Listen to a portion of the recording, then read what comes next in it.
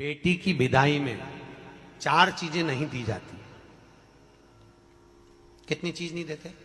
4। पहली, झाड़ू। क्या? झाड़ू बेटी की विदाई में कभी नहीं देते। दूसरे नंबर पर सुई, बेटी की विदाई में कभी नहीं देते। तीसरे नंबर पर चलनी। क्या बोलते हो? चलनी बोलते हो ना, आटा छानने वाली चलनी, बेटी की विदाई में नहीं दी जाती। चौथे नंबर पर अचार की बरनी, बेटी की विदाई में नहीं दी जाती। बेटी की विदाई में अचार नहीं दिया जाता, खट्टा और तीखा बेटी के। और जिस घर में मायके से बेटी की विदाई में अचार दिया जाता है, उस घर में बेटी कभी सुखी नहीं रह सकती। लिख के रख ले, उसको कुछ ना कुछ तकलीफ रहेगी। कभी सास, कभी ननन, कभी पति, कभी कोई उसको ताने देता ही रहेगा। वो सुखी नहीं रह सकती। अगर घर में किसी से सुखी रहेगी तो शरीर से सुखी नहीं रहेगी। अगर मायके से अचार बेटी की विदाई में दिया गया है तो। अब कई बेटियों का तो बड़ा शौक रहता है, क्योंकि बेटियों के जो ससुर होते हैं ना, ये लोग बड़े होशियार होते हैं। ये कहते हैं बेटा तेरी माँ के हाथ का अचार अच्छा लगता है, जरा बनवा के लिया। अब इन मूर्खों को समझाए कौन कि अचार तो खा लोगे, पर बापड़ो पचाओगे कैसे? खाना सरल है, पचाना कठिन।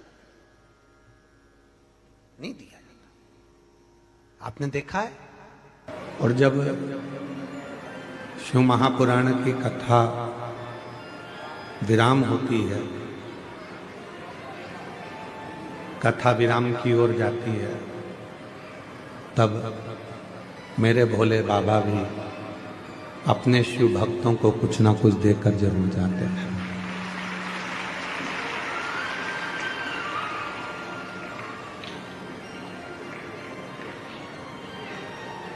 आज जब आप लोग कथा में आ रहे होंगे या रात्रि को यहाँ रुके होंगे, तो यहाँ का नज़ारा आपको ऐसा लग रहा होगा जैसे कैलाश पर्वत पर बैठकर शिव महापुराण की कथा श्रवण कर।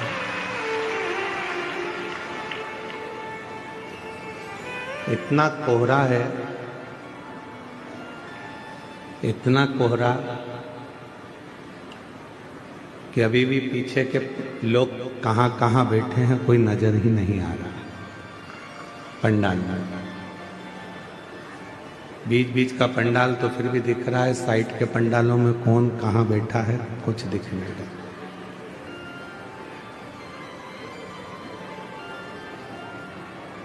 पर कितनी श्रद्धा है आपके अंदर और कितना विश्वास है।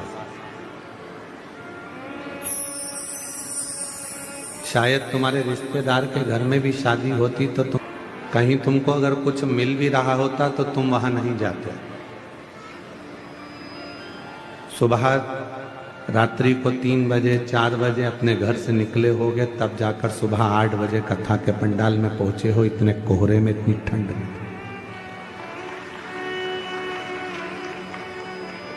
कई मेरी जीजियां, कई मेरे जीजा पूरी रात से पंडाल में एक कम्बल को ओढ़कर सो रहे हैं पूरी रात। तुमको क्या लगता है कि आप भगवान शंकर के लिए पूरी रात जागे हो, भगवान शिव के लिए इस कड़कड़ाती ठंड में, इस कोहरे में चलकर यहाँ तक पहुँचे हो, तो क्या मेरा भोले बाबा तुम्हारे दुखड़े मिटाने के लिए तुम्हारे दरवाजे पर नहीं आएगा?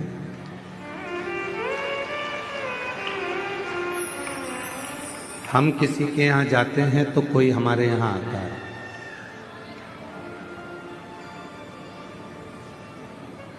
हम किसी को सम्मान देते हैं तो कोई हमको सम्मान देता है। हम किसी को अपशब्द करते हैं तो वो हमको अपशब्द कहता है। हम किसी से मीठा बोलते हैं तो वो भी हमसे मीठा बोलता है। अब आप सब सीहोर वाले महाराज के लिए यहाँ पूरी रात से चलकर यहाँ नहीं पहुंचे। आप सीहोर वाले महाराज के लिए इतनी ठंड में जिस ठंड में लोग अपनी रजाई नहीं छोड़ते, लोग अपना कमरा नहीं छोड़ते, अपना घर नहीं छोड़ते, ऐसी कड़कड़ाती हुई ठंड में और इस पूरे कच्चे गांव के जंगल वीरान में, पूरे आदिवासी वनवासी क्षेत्र में, इस क्षेत्र में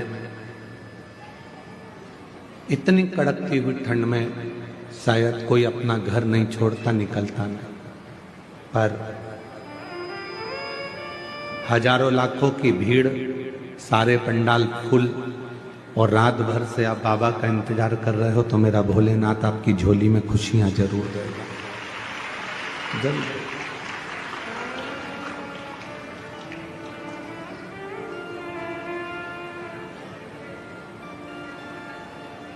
भक्ति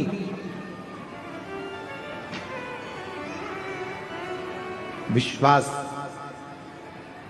शिव के करीब में लेकर जाता है, और जब आपकी जिंदगी में आप विश्वास पूर्ण कर लेते हो, भक्ति पूर्ण धारण कर लेते हो, तो शिव भी कृपा करता है।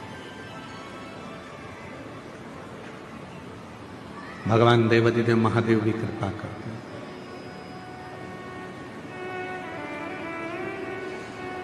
बहुत तेज ठंड लगती है तो हम कम्बल ओढ़ लेते हैं, रजाई ओढ़ लेते हैं, शॉल ओढ़ लेते हैं, अपने कानों को भी हम लोग बंद कर लेते हैं, टोपा लगा लेते हैं।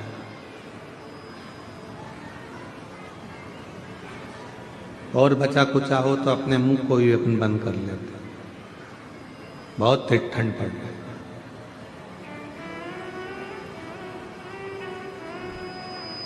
जैसे बहुत तेज हवा चलने पर, ठंड पड़ने पर शरीर को बचाया जाता है, कहीं यह ठंडी हवा हमारे अंदर प्रवेश ना करे, बीमार कर देगी, पलंग पर पटक देगी, उसी तरह संसार की बहुत सारी बातें हैं, कहीं आसक्ति, कहीं काम, कहीं लोभ, कहीं तृष्णा, कहीं वासना, ये बहुत सारी चीजें हैं जो हमको बीमार कर देती हैं, हमारे अंदर से हमको झंझोड़ देती हैं।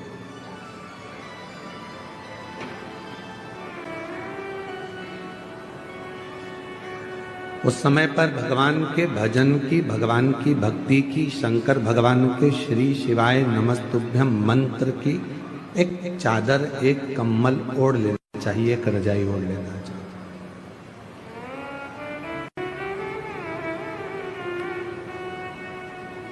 मेरी जीजियों,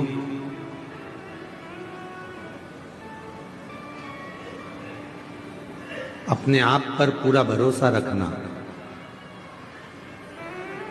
अपने आप पर पूरा विश्वास रखना, और अपने देव अधिदेव महादेव पर पूरा विश्वास रखना, पूरा भरोसा रखना। वो आपको कभी जिंदगी में डूबने नहीं देगा, आपका हाथ पकड़कर आपको मंजिल तक पहुंचता है। कौन सा व्यक्ति जिंदगी में आकर सक्सेस नहीं होता, सफल नहीं होता, उसकी जिंदगी में वो कभी तरक्की नहीं कर पाता, वो व्यक्ति जिंदगी में तरक्की नहीं कर पाता, वो व्यक्ति जिंदगी में सक्सेस नहीं हो पाता, वो उन्नति पे सीढ़ी पर नहीं चढ़ पाता जिसने जिंदगी में आने के बाद कुछ संघर्ष किया है। तुम्हारे पिता तुमको गाड़ी दिला देंगे, तुम्हारे पिता तुम्हारे लिए बंगला बना देंगे, तुम्हारे पिता तुम्हारे लिए जमीन खरीद देंगे,